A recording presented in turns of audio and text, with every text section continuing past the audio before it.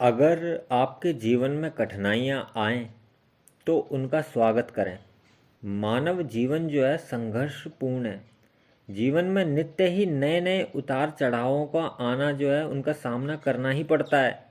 सुख दुख, लाभ हानि, खुशी दुख, शोक, जन्म मरण आदि ये द्वंद्व जीवन में आते जाते रहते ही हैं।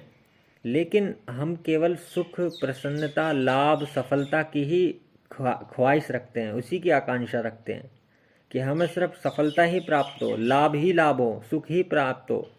लेकिन इसके विपरीत दुख, कठिनाइयाँ, परेशानियाँ, समस्याओं को हम जो हैं इनसे डरते हैं, इनसे घबराकर हम दूर भागते हैं और हम कभी भी इनकी तो कल्पना भी अपने जीवन में नहीं करना चाहते। लेकिन हम में से प्रत्येक को अपनी इच्छा के विरुद्ध भी जीवन में इनका सामना तो करना ही पड़ता है, चाहे हमारी इच्छा हो या ना हो। लेकिन ये समस्याएं हर एक जीवन के साथ जुड़ी हुई हैं। दुख है तो सुख भी है, सुख है तो दुख भी है। लेकिन ऐसी परिस्थितियों में क्या होता है कि हम में से बहुत से ऐसे व्यक्ति होते हैं, ऐसे लोग होते हैं कि वो ऐसी समस्याओं में जब उनके सामने आती हैं तो वो रोने लगते हैं, चिंता, शोक, कलेश, अशांति में घुल जाते हैं, असमय हो जाते हैं, एकदम अपने जीवन को नष्ट कर लेते हैं। और उन्हीं में से कुछ लोग ऐसे भी होते हैं कि जो कठिनाइयों को अपने विकास में लगा देते हैं, अपने उत्थान में लगा देते हैं, अपने को महान बनाने में लगा देते हैं, अपनी प्रगति का एक साधन बना लेते हैं उन्हीं मुसीबतों को, उन्हीं कठिनाइयों को।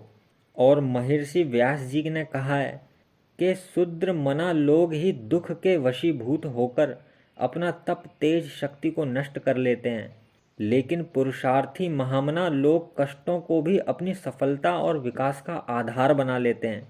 ये रोना धोना, शोक करना, चिंता करना, विषाद में पड़ना, एकदम उदास होकर बैठ जाना, हार कर बैठ जाना, हार मान लेना, ये कठिनाइयों दुखों का समाधान नहीं होता। ऐसी स्थिति में तो कठिनाइयाँ सुरसा के तरह जीवन को छिन्न भिन्न कर देती हैं, एकदम काट के एकदम नष्ट कर देती हैं जीवन को। देखो, जीवन के साथ में दुख और कठिनाइयाँ जो हैं वो हमेशा रही हैं और हमेशा रहेंगी भी। इन कठिनाइयों से कभी छुटकारा नहीं पाया जा सकता।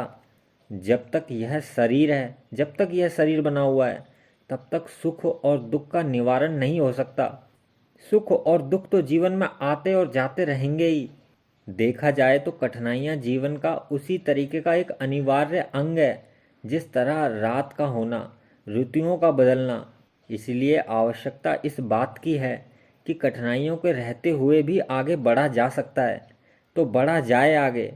इन्हें जीवन को जो है विकास में लगा दिया जाए, जीवन को महान बनाने में लगा दिया जाए। जीवन को महान बनाने का आधार बना क्यों ना लिया जाए इसी को ही। हार मान बैठने पर तो ये हमें एकदम मट्टी पलीत कर देंगी हमारे जीवन को। इसलिए साहसी बना जाए, निष्ठा से काम लिया जाए, अविचल भाव से अपने पथ पर बढ़ते रहने से ये समस्याएं ही मनुष्य की सहायक और सहयोगी बन जाती हैं। ये सारी कठिनाइयाँ ही हैं जो मनुष्य को सफलता प्राप्त कराती हैं। इसलिए हमेशा याद रखिए, उन्नति और सफलता का मार्ग कष्ट और मुसीबतों के कंकड़ पत्थरों से ही बना हुआ होता है। प्रत्येक महान बनने वाले व्यक्ति को इसी मार्ग का अवलंबन लेना ही पड़ता है। प्रत्येक महान व्यक्ति इस मार्ग पर चलता ही है। जिस तरह विष को शुद्ध करके अमृत के गुण प्राप्त कर लिए जाते हैं, उसी प्रकार कठिनाइयों का भी शोधन कर इन्हें आत्म उत्थान का आधार बनाया जा सकता है। कठिनाइयाँ एक रूप में उस स्थिति का नाम है जहाँ मनुष्य अपना पूरा पूरा समाधान प्राप्त नहीं कर पाता। क्या करूँ, क्या ना करूँ, वो इसका निर्णय ही नहीं कर पाता।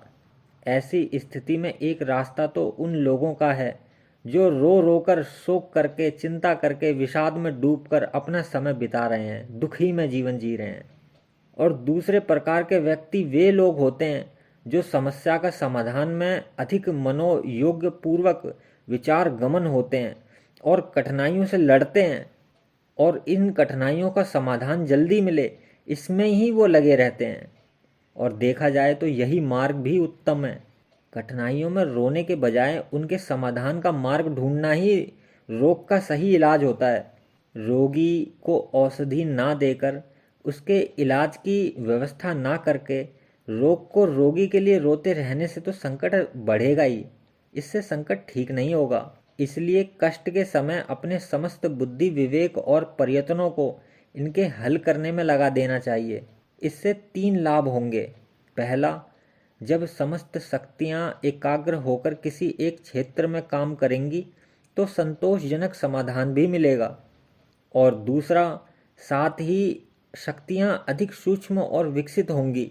और तीसरा, बुद्धि, विवेक, अनुभव बढ़ेंगे। मनुष्य के व्यस्त रहने से कठिनाइयों के प्रति शोक, चिंता एवं इसके विचार में डूबने का उसको समय ही नहीं मिलेगा। स्वामी विवेकानंद जी ने लिखा है कि जो मनुष्य व्यस्त रहता है उसको आंसू बहाने के लिए समय ही नहीं मिलता।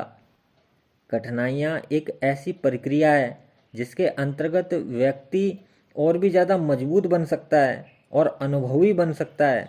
जब मनुष्य के जीवन में कठिनाइयाँ आने लगती हैं तो मनुष्य को बहुत ही ज़्यादा भयंकर जान पड़ती है, लेकिन धीरे धीरे वही व्यक्ति कठिनाइयों में पलते पलते इतना दृढ़ और परिपक्व हो जाता है कि जिन स्थिति में वह भयभीत रहा करता था, चिंता और विषाद में डूबा रहता था, उन्हीं स्थितियों में वह बेधड़क होकर जीवन पथ पर अपने आप ही चलने लगता है। आप कठिन परिस्थितियों से घबराएं नहीं, ना इनसे शोक में डूब जाएं इनके। ये तो आपके जीवन को विकास करने के लिए आई हैं। सोना तपकर ही तो निखरता है, इसी तरह मनुष्य का जीवन भी कठिनाइयों में पलकर ही खिलता है। कठिनाइयाँ जीवन की कसौटी हैं जिनमें हमारे आदर्श, नैतिकता एवं शक्तियाँ का मूल्यांकन होता है। दुख और कठिनाइयाँ ही जीवन का एक ऐसा अवसर है जिसमें मनुष्य अपने आंतरिक जीवन की ओर अभिमुख होता है। विपत्तियों में ही मनुष्य अपने जीवन, जगत, प्रकृति, आत्मा, परमात्मा के बारे में सोचने का बाध्य होता है। सुखद परिस्थितियों में और मनुष्य अपना आपा भी भूल जाता है। जब मनुष्य के जीवन में सुख ही सुख हो तो मनुष्य कुछ नहीं याद रखता, मजे में जिंदगी जीता है।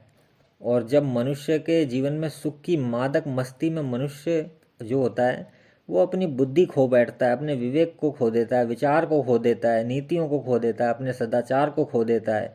ये सारी चीज़ों को वो तिरोहित कर देता है। इसलिए महाभारत में वेद व्यास जी ने लिखा है, दुख में दुखियों के प्रति हमदर्दी पैदा होती है और मनुष्य भगवान का चिंतन करता है। सुख में मनुष्य का हृदय संवेदना रहित कठोर बन जाता है और मनुष्य ईश्वर तक को भूल जाता है। दुखों में ही अपने भले बुरे विचार कर सकने का विवेक पैदा होता है। रहीम जी ने कहा है, रहीमन विपदाहु भली, जो थोड़े दिन होए, हित अनहित या जगत न जान परत सब कोए। जब मनुष्य सुख की नींद में सोया रहता है तो और अपने जीवन के शाश्वत लाभ तथा संसार में अपने कर्तव्य को भी भूला रहता है, लेकिन दुख का झटका उसे उस नींद से जगा देता है। और मनुष्य को क्या करना है, वह किस लिए आया है, संसार में उसका क्या कर्तव्य धर्म है, इसका पाठ मजबूरन सिखाता है। दुख के हिला डालने पर जब हम अपने ध्येय और कर्तव्य में एकाग्र होकर लग जाते हैं, जीवन को सक्रिय बना लेते हैं, तो वही दुख कालांतर में सुखद का परिणाम लेकर आता है। आंतरिक बाहरी जीवन में सुख का संचार होता है, दुख सुखों का संदेश लेकर आता है। यह कहा जाए तो कोई अतियुक्ति नहीं होगी, हम व्यर्थ ही दुखों में रोते हैं, अपने भाग्य या ईश्वर को कोसते हैं। दुख तो प्रकृति माता की वह प्रक्रिया है, ईश्वर का वह वरदान है जिसमें हम संचिष्ट हो जाते हैं, जीवन की शक्तियों का उपयोग में लाते हैं और इससे हमारे सुखद और उज्जवल भविष्य का निर्माण होता है। सुख को हम प्यार करते हैं, लेकिन दुख में हम रोते हैं, चिंता करते हैं, शोक में डूब जाते हैं। यह हमारे एकांगी दृष्टिकोण और अज्ञान का परिणाम है। सुख की तरह दुख भी जीवन का एक अभिन्न पहलू है। यदि दुख ना रहे तो सुख से हम ऊब जाएंगे, सुख के मादक नशे में एक दूसरे का नाश कर लेंगे। इतना ही नहीं, हम सुख का मूल्य ही नहीं समझ पाएंगे कि सुख है क्या। सुख का मूल्य भी दुख की वजह से है। रात के अस्तित्व में ही दिन का जीवन है। अगर रात ही नहीं होती तो दिन भी महत्वपूर्ण नहीं था। जिस तरह रात और दिन एक ही काल के दो पहलू हैं, जिस तरह रात के बाद दिन और दिन के बाद रात आती है, उसी तरह दुख के बाद सुख और सुख के बाद दुख का क्रम चलता ही रहता है।